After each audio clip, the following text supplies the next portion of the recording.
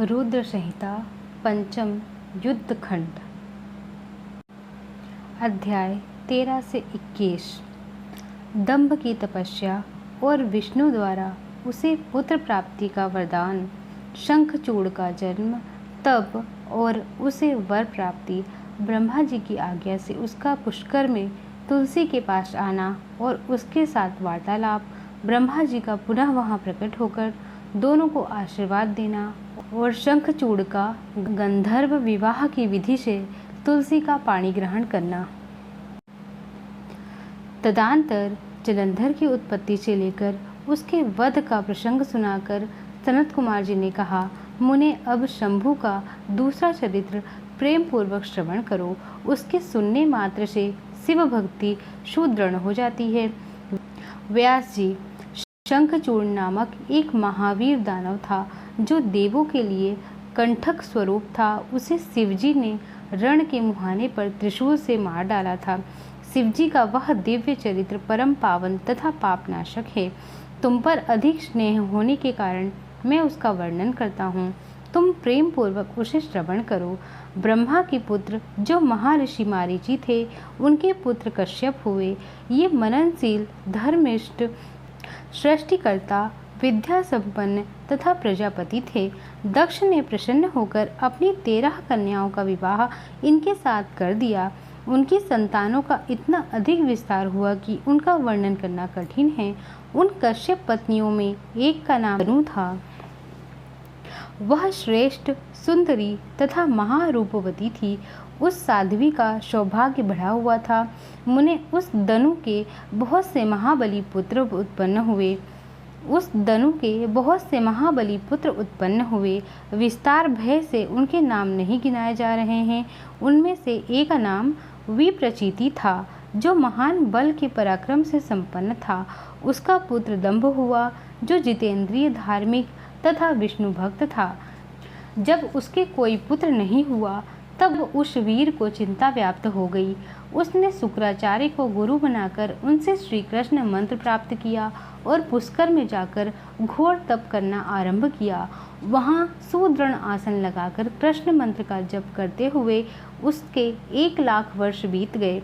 तब उस तपस्वी के मस्तक से एक ज्वलयमान तेज निकलकर सर्वत्र व्याप्त हो गया। वह तेज इतना दुस्साह था कि उससे संपूर्ण देवता, मुनि तथा मनु संतप्त हो उठे। तब वे इंद्र को अगुआ बनाकर ब्रह्मा के शरणापन्न हुए। वहां उन्होंने संपूर्ण संपत्तियों के दाता विधाता को प्रणाम करके उनकी स्तुति की और फिर विशेष रूप से व्याकुल होकर अपना सारा वृतांत उनसे कह सुनाया। उनकी बात सुनकर ब्रह्मा भी उन्हें साथ लेकर वह सारा वृतांत विष्णु को सुनाने के लिए वैकुंठ को चले। वहां पहुंचकर सब लोगों ने त्रिलोकी के अधीश्वर तथा रक्षक परमात्मा विष्णु को विनीत भाव से प्रणाम किया और फिर हाथ जोड़कर उनकी स्तुति करने लगे। देवता बोले, देवाधिदेव, हमें पता नहीं कि यहाँ कौन सा कारण उत्पन्न हो गया है कि हम किसके तेज से संतप्त हो उठे हैं, यह आप ही बतलाइए। दीन बंधो, अपने दुखी सेवकों के रक्षक तो आप हैं ही, अतः शरणदाता रामानाथ, हम शरणागतों की रक्षा कीजिए। सनत कुमार जी कहते हैं, मुने, ब्रह्मा आदि देवताओं के वचन को सुनकर शरणागत वत्सल्य भगवान विष्णु मुस्कुराए और प्रेम पूर्वक बोले। विष्णु ने कहा, अमरो, शांत रहो, घबराओ मत, भयभीत न हो। कोई उलट पलट नहीं होगा, क्योंकि अभी प्रलय का कोई समय नहीं आया। यह तेज तो दंभ नामक दानव का है, जो मेरा भक्त है और पुत्र की कामना से तप कर रहा है। मैं उसे वरदान देकर शांत कर दूंगा। सनत कुमार जी कहते हैं, मुने, भगवान विष्णु के यूं कहने पर ब्रह्मा आदि देवताओं की व्याग्रता जाती रही।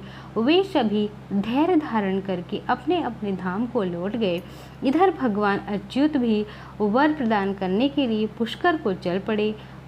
जहाँ वह दंभ नामक दानव तप कर रहा था, वहाँ पहुंचकर श्रीहरि अपने मंत्र का जप करने वाले भक्त दंभ को संतावना देते हुए मधुर वाणी में कहा, वर मांगो, तब विष्णु का उपयुक्त वचन सुनकर और उन्हें आगे उपस्थित देखकर दंभ बड़ी भक्ति के साथ उनके चरणों में लोटपोट हो गया और बारंबार स्तुति करते हुए बोला।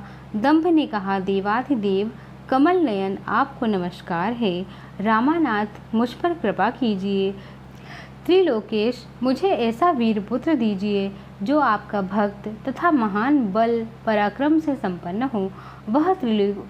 वह त्रिलोकी को जीत ले, परंतु देवता उसे पराजित न कर सकें। सनत कुमार जी कहते हैं, मुने, दानवराज दंभ के यूँ कहने पर श्रीहरि ने उसे वर दे दिया और उस घोर तप से उसे निवृत्त करके स्वयं अंतर्ध्यान हो गए।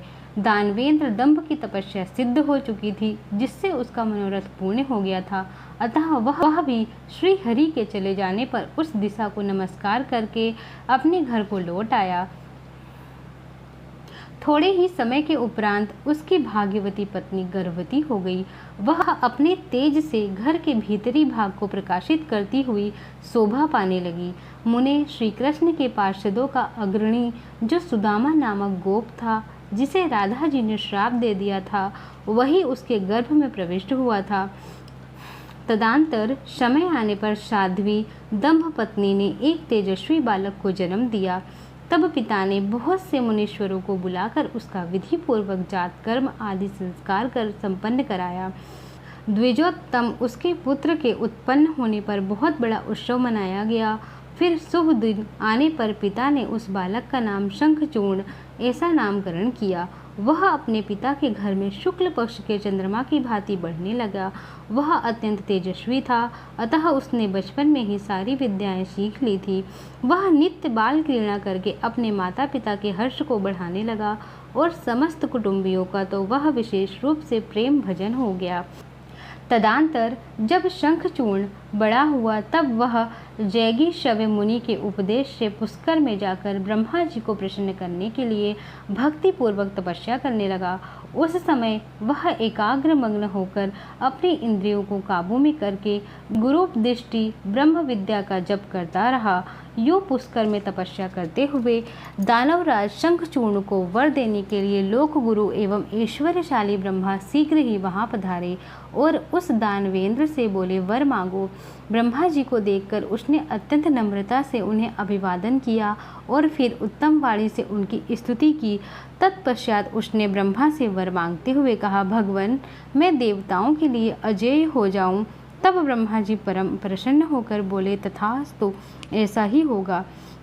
फिर उन्होंने शंखचूर्ण को वह दिव्य श्री कृष्ण कवच किया जो जगत के संपूर्ण मंगलों का भी मंगल, सर्वस्त्र विजय प्रदान करने वाला है। तदंतर ब्रह्मा जी ने उसे आज्ञा दी कि तुम बद्री वन को जाओ। वहाँ धर्मध्वज की कन्या तुलसी सकाम भाव से तपस्या कर रही है, तुम उसके साथ विवाह कर लो। यूँ कहकर ब्रह्मा जी उसी क्षण उसके सामने से तुरंत अंतर्ध्यान हो गए। तब तप सिद्ध शंखचूर्ण ने भी, जिसके सारे मनोरथ तपोबल से पूर्ण हो चुके थे और मुख पर प्रसन्नता खेल रही थी, पुष्कर में ही उस जगत के मंगलों के भी मंगल स्वरूप कवच को गले में बांध लिया और ब्रह्मा के आज्ञानुसार वह तत्काल ही बद्रिका आश्रम को चल पड़ा। वहाँ दानव शंखचूर्ण सहसा उस स्थान पर पहुँच गया जहाँ धर्मध्वज की पुत्री तुलसी तप कर रही थी। सुंदरी तुलसी का रूप अत्यंत कामनी और मनोहर था। वह उत्तम शील से संपन्न थी। उस सती को देखकर शंखचूर्ण उसके समीप ही ठहर गया और मधुर वाणी में बोला। शंखचूर्ण ने कहा, सुंदरी, तुम कौन हो? किसकी पुत्री हो? तुम यहाँ चुपचाप बैठकर क्या कर रही हो? यह सारा रहस्य मुझे बतलाओ। सनत कुमार जी कहते हैं, मुनि शंखचूर्ण के ये सकाम वचन सुनकर तुलसी ने उनसे कहा। तुलसी बोली, मैं धर्मध्वज की तपस्विनी कन्या हूँ और यहाँ तपोवन में तप कर रही हूँ। आप कौन हैं? सुखपूर्वक अपने अभिष्ट स्थान को चले जाइए, क्योंकि नारी जाति ब्रह्मा आदि को भी मोह में डाल देने वाली होती है। वह विष तुल्य, निंदनीय, दोष उत्पन्न करने वाली, माया रूपिणी तथा विचारशीलों को भी श्रृंखला के समान जकड़ लेने वाली होती है। सनत कुमार जी कहते हैं, महर्षि तुलसी जब इस प्रकार रस भरी बातें कहकर चुप हो गई, तब उसे मुस्कुराती देखकर शंखचूड़ ने भी कहना आरंभ किया। शंखचूड़ बोला, देवी तुमने जो यह बात कही है वह सारी की सारी मिथ्या हो, ऐसी बात नहीं है, इसमें कुछ भी सत्य नहीं है और कुछ भी असत्य भी नहीं है। इसका विवरण मुझसे सुनो। शोभने, जगत में जितनी पतिव्रता नारियां हैं उनमें तुम अग्रणी हो। मेरा तो ऐसा विचार है कि जैसे मैं पाप बुद्धि कामी नहीं हूँ, उसी प्रकार तुम भी काम पराधीना नहीं हो। फिर भी इस समय मैं ब्रह्मा जी की आज्ञा से तुम्हारे समीप आया हूँ और गंधर्व विवाह की विधि से तुम्हें ग्रहण करूँगा। भद्रे, क्या तुम मुझे नहीं जानती हो अथवा तुमने कभी मेरा नाम नहीं सुना है? अरे, देवताओं में भगदड़ डालने वाला शंखचूड़ मैं ही हूँ। मैं दनु का वंशज तथा दंभ नामक दानव का पुत्र हूँ। पूर्व काल में मैं श्रीहरि का पार्षद था। मेरा नाम सुदामा गोप था। इस समय मैं राधिका जी के श्राप से दानवराज शंखचूड़ होकर उत्पन्न हुआ हूँ। ये सारी बातें मुझे ज्ञात हैं, क्योंकि श्री कृष्ण के प्रभाव से मुझे अपने पूर्व जन्म का स्मरण बना हुआ है। सनत कुमार जी कहते हैं, मुने, तुलसी के समक्ष यूँ कहकर शंखचूड़ चुप हो गया। जब दानवराज ने आदरपूर्वक तुलसी से ऐसे सत्य वचन कहा, तब वह परम प्रसन्न हुई और मुस्कुराकर कहने लगी। तुलसी बोली, भद्र पुरुष, आज आपने अपने सात्विक विचार से मुझे पराजित कर दिया है। जो पुरुष स्त्री द्वारा परास्त ना हो सके वह संसार में धन्यवाद का पात्र है, क्योंकि जिसे स्त्री जीत लेती है वह पुरुष सदाचारी होते हुए भी सदा अपावन बना रहता है। देवता, पितर और समस्त मानव उसकी निंदा करते हैं। जनना शौच तथा मरणा शौच में ब्राह्मण 10 दिनों में, क्षत्रिय 12 दिनों में और वैश्य 15 दिनों में शुद्ध हो जाता है तथा शूद्र की शुद्धि 1 मास में हो जाती है। ऐसा वेद का अनुशासन है। परंतु स्त्री से पराजित हुए पुरुष की शुद्धि चितादाह के अतिरिक्त अन्य किसी प्रकार से संभव नहीं है। इसी कारण उसके पितर उसके द्वारा दिए गए पिंड तर्पण आदि को इच्छापूर्वक ग्रहण नहीं करते तथा देवता भी उसके द्वारा अर्पित किए गए पुष्प फल आदि को स्वीकार नहीं करते। जिसका मन स्त्रियों द्वारा आहत हो जाता है, उसके ज्ञान, उत्तम तप, जप, होम, पूजन, विद्या और दान से क्या लाभ है, अर्थात उसके ये सभी निष्फल हो जाते हैं। मैंने आपके विद्या प्रभाव और ज्ञान की जानकारी के लिए आपकी परीक्षा ली है, क्योंकि कामनी को चाहिए कि वह अपने मनोनीत कांत की परीक्षा करके ही उसे पति रूप में वर्ण करें। सनत कुमार जी कहते हैं, व्यास जी जिस समय तुलसी यो वार्तालाप कर रही थी, उसी समय सृष्टिकर्ता ब्रह्मा वहां आ पहुँचे और इस प्रकार कहने लगे। ब्रह्मा जी ने कहा, शंखचूड़ तुम इसके साथ क्या व्यर्थ में वाद विवाद कर रहे हो? तुम गंधर्व विवाह की विधि से इसका पाणी ग्रहण करो, क्योंकि निश्चय ही तुम पुरुष रत्न हो और यह सती सात्वी नारियों में रत्न स्वरूपा है। ऐसी दशा में निपुणा को निपुण के साथ समागम गुणकारी ही होगा। फिर तुलसी की ओर लक्ष्य करके बोले, सती साध्वी तुलसी, तो ऐसे गुणवान कांत की क्या परीक्षा ले रही है? यह तो देवताओं, असुरों तथा दानवों का मान मर्दन करने वाला है। सुंदरी, तू इसके साथ संपूर्ण लोकों में सर्वदा उत्तम स्थानों पर चिरकाल तक यथेष्ट विहार कर, शरीरांत होने पर यह पुनः गोलोक में श्री कृष्ण को ही प्राप्त होगा और इसके मृत्यु हो जाने पर तू भी वैकुंठ में चतुर्भुज भगवान को प्राप्त करेगी। सनत कुमार जी कहते हैं, मुने, इस प्रकार आशीर्वाद देकर ब्रह्मा अपने धाम को चले गए। सनत कुमार जी कहते हैं, मुने, इस प्रकार आशीर्वाद देकर ब्रह्मा अपने धाम को चले गए। तब दानव शंखचूड़ गंधर्व विवाह की विधि से तुलसी का पाणी ग्रहण किया।